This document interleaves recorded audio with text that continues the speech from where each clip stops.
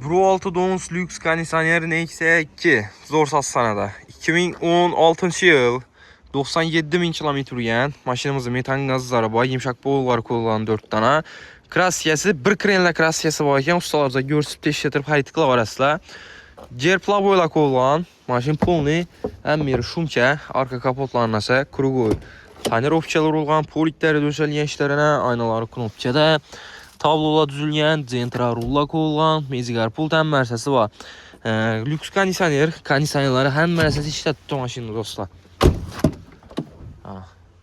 Salonları, arkalarını o sürtaqla kötü tayna maşinini. 2016 yıl.